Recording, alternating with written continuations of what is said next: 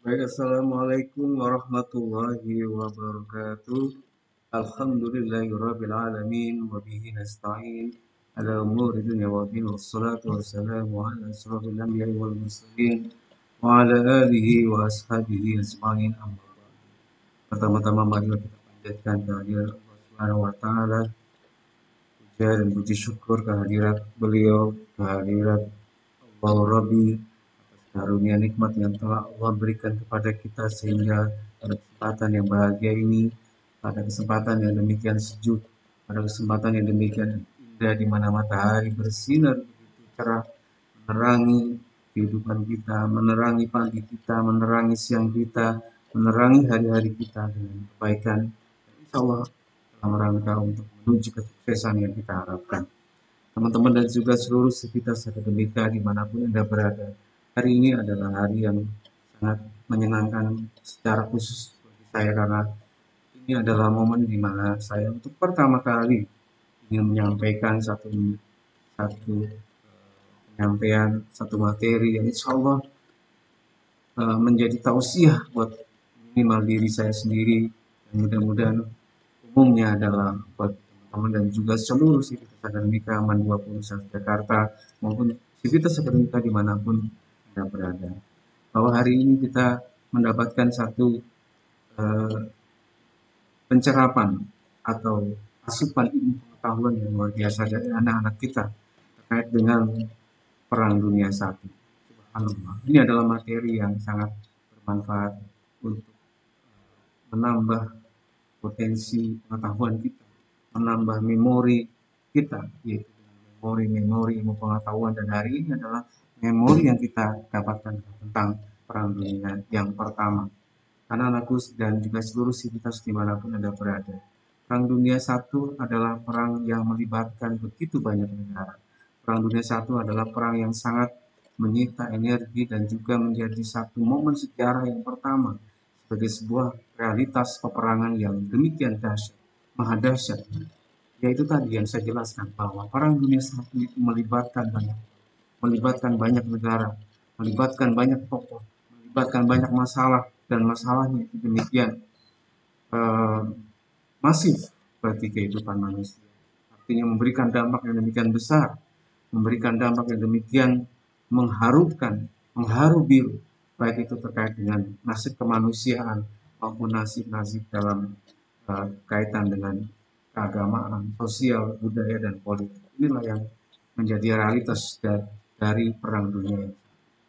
Anak-anak sekarang, dalam kesempatan kali ini apa manfaat sejarah yang bisa kita ambil dari pembelajaran sejarah kita kali ini adalah sebuah realitas yang perlu untuk kita kaji secara mendalam dan perlu kita pendam, perlu kita tanam di dalam diri kita. Bahwa di situ ada sebuah realitas, satu negara yang bernama Amerika Serikat. Ini adalah poin penting yang saya kira perlu untuk Pak Arief sampaikan. Perlu kita ajukan dalam amanah budaya, lingkar amanah budaya, satu lingkaran yang menjadikan kita selalu ingin terus belajar tentang pengetahuan dan dari situ kemudian kita bisa mengambil pelajaran, makanya kemudian disebut sebagai amanah budaya. Apa manfaat sejarah yang bisa kita ambil dari realitas politik, budaya, kemanusiaan, agama dan seterusnya dan kita ambil sebagai asupan energi untuk kemudian kita menjadi manusia bukan selain manusia. Karena yang kita inginkan dari proses pembelajaran adalah menjadikan kita manusia yang sebenarnya, manusia yang kuat, manusia yang kokoh di dalam kepribadian, dalam potensialitasnya sebagai manusia, manusia yang selalu berpikir, manusia yang kemudian bersosial, berpolitik, ber, berbuat atas nama kemanusiaan, atas nama kebaikan dan itulah yang kemudian menjadi hakikat dari kemanusiaan. Terus kita akademika di mana Allah Subhanahu wa taala berikan kita potensi yang demikian besar. Karena kita harus bisa memanfaatkan potensi ini dengan sebenar-benarnya. Maka kajian tentang Amerika di dalam Perang Dunia Satu ini menjadi sangat mendasar, menjadi sangat penting dan utama bagi kita. Karena sejarah kemudian membuktikan bahwa apa yang kemudian diraih oleh Amerika Amerika Serikat hari ini itu kemudian memiliki benang merah, berjalin, berkelindan, memiliki keterkaitan antara apa yang terjadi sekarang ini, yang berlaku atas Amerika hari ini, kemudian memiliki kaitan dengan apa yang terjadi pada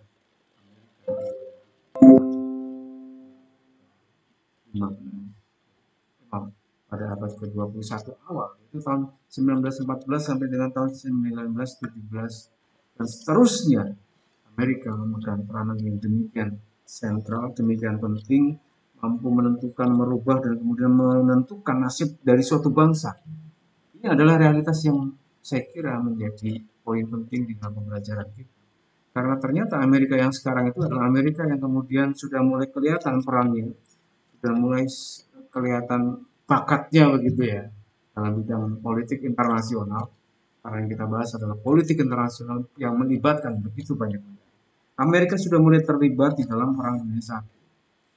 Ketika kapal selam Amerika itu ditenggelamkan oleh Jerman, dan saat itulah kemudian Amerika merasa saya harus terlibat dalam perang dunia satu.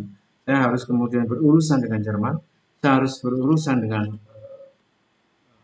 negara-negara blok sentral, kawan-kawan dari Jerman, CS, yang itu memulai satu langkah besar Amerika dalam kancah politik internasional.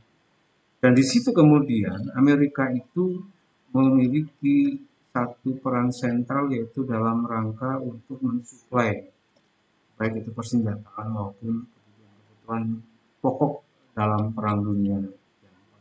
Pertama adalah persenjataan, yang kedua adalah pakaian, kemudian beberapa barang-barang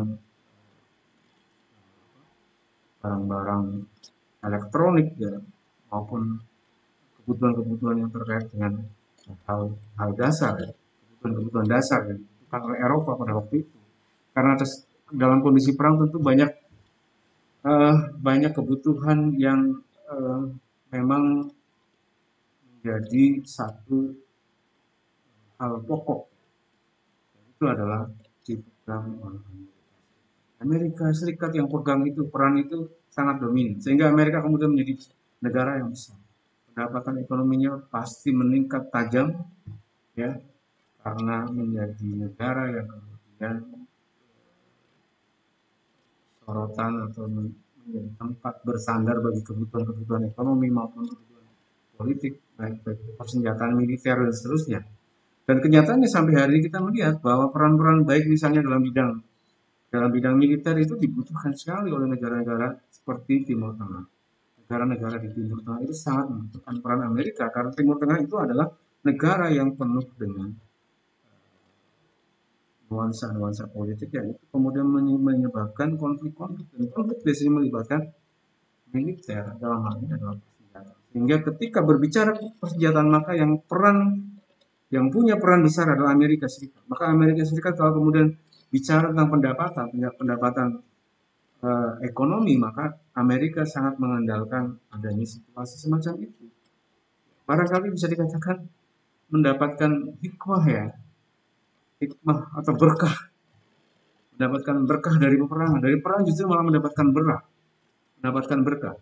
Ini adalah yang didapatkan oleh Amerika Serikat dalam kancah politik global hari ini, realnya. Makanya ketika kemudian ada konflik di Afghanistan, ada konflik di Timur Tengah, di Palestina, di Iran dan seterusnya, Amerika itu punya peran di situ karena dia ada kepentingan di situ, hanya persoalan senjata.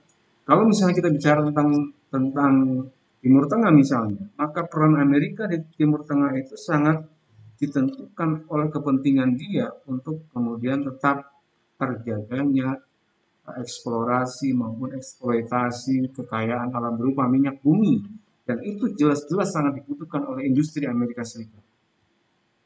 Dan karena itu kemudian Amerika bisa menjadi negara besar. Ya, jadi kalau dia mendapatkan keberkahan dari perang, itu adalah realitas yang ada pada Amerika Serikat. Maka ketika nggak ada perang, dalam kutip ini ya, kalau tidak ada perang, maka Amerika Serikat bisa dibilang menjadi negara yang merosot secara perekonomian. Nah, berpikir radikal itu artinya adalah mungkin bisa dikatakan negatif. Negatifnya Amerika kalau misalnya Timur Tengah nggak perang, gue rugi loh. Maka Timur Tengah harus tetap perang. Gimana caranya? Konspirasi di sini. Konspirasi yang bermain. Artinya bisa jadi kemudian ada beberapa hal yang direkayasa atau dibuat agar Timur Tengah ini tetap perang dan kemudian tetap bisa mensuplai. Karena perang itu artinya adalah menimbulkan kebutuhan dalam militer maupun persenjataan Amerika yang memproduksi dan produksinya kemudian bisa menghasilkan apa yang kita sebut sebagai income income yang besar atau pendapatan yang besar bagi Amerika dari produk persenjataan, belum dari yang lain-lain.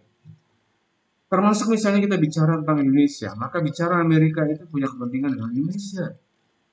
PT Fred McMoran ya, Freeport McMoran, saya kira itu juga merupakan salah satu yang kemudian harus tetap dijaga betul oleh Indonesia, oleh Amerika, maaf.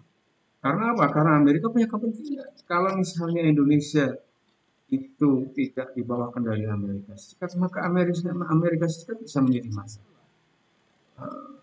PT Freeport itu kemudian tidak bisa bermanfaat bagi Amerika kalau kemudian hubungan dengan Indonesia dan Amerika itu tidak baik. Makanya Indonesia kemudian tetap dalam realitasnya itu adalah negara yang berada di bawah kendali Amerika Serikat. Itu realitas. Jadi ini adalah proses amanah budaya yang ingin Pak Arief sampaikan dalam kesempatan kali ini, yang ingin saya sampaikan dalam kesempatan yang baik ini, agar kita betul-betul bisa mengambil satu pelajaran bahwa sejarah itu bukan sia-sia. Sejarah itu ada artinya. Bahwa kemudian kita melihat bahwa mungkin proses yang terjadi Amerika kemudian terlibat dalam politik internasional itu karena ketidaksengajaan, dalam artian pesawat atau kapal lautnya kemudian ditenggelamkan, apakah sengaja atau tidak, itu lain persoalan. Tapi itu artinya adalah bahwa ada proses keterlibatan Amerika. Turning point Amerika berada pada titik di mana dia harus kemudian terlibat dalam politik internasional. Dan dari situ kemudian Amerika Serikat bisa memanfaatkan posisi dia untuk kemudian membangun negaranya menjadi negara yang bukan negara global, bukan negara sepele, tapi negara superpower yang sangat luar biasa. Yang dalam sejarah superpower itu ada dua, Uni Soviet dan Amerika. Sampai hari ini yang bisa bertahan sampai hari ini adalah Amerika Serikat. Nah itu artinya kita belajar dari sejarah. Sekali lagi saya ingin mengatakan bahwa sejarah bukan tanpa makna. Sejarah selalu memiliki makna yang demikian mendalam. Itulah sebabnya kenapa pelajaran sejarah itu menjadi wajib bagi kita semua untuk kemudian bisa menumbuhkan semangat keindonesiaan, semangat nasionalisme yang harus ditumbuhkan di dalam setiap generasi agar kemudian bisa menjadikan manusia yang kokoh, yang memperjuangkan negaranya, yang memperjuangkan kemanusiaan, yang memperjuangkan jati diri sebagai pribadi, sebagai manusia di hadapan masyarakat, di hadapan Allah Subhanahu wa taala. Demikian amanah budaya yang bisa Pak Arief sampaikan dalam kesempatan kali ini. Wallahul muwaffiq ila aqwamit thoriq. Assalamualaikum warahmatullahi wabarakatuh.